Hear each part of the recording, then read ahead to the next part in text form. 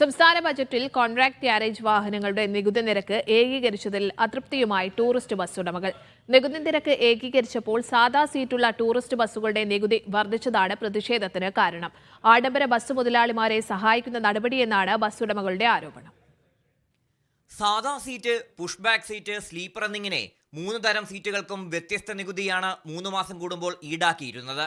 20 സീറ്റിന് മുകളിലുള്ള ടൂറിസ്റ്റ് ബസ്സുകൾക്ക് പഴയ നിരക്ക് പ്രകാരം സാധാ സീറ്റ് ഒന്നിന് 680 രൂപയും പുഷ് ബാക്കിന് 900 രൂപയും സ്ലീപ്പറിന് 1800 രൂപയുമായിരുന്നു നികുതി.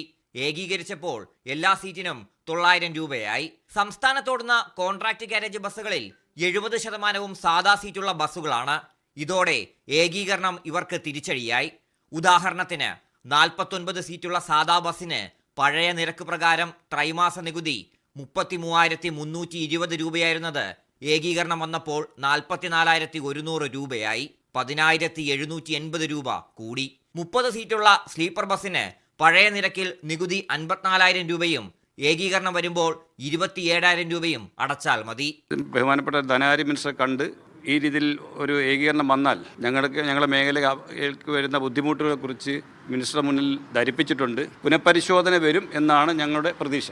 ഇതിനു പുറമെ ആഡംബര ബസ്സുകളുടെ സ്ലീപ്പർ ബർത്തിന്റെ നികുതി 1,800 രൂപയിൽ നിന്ന് 1,500 ബജറ്റിൽ കുറച്ചിട്ടുണ്ട്. RB Sanu, media 1, Thiruvananthapuram.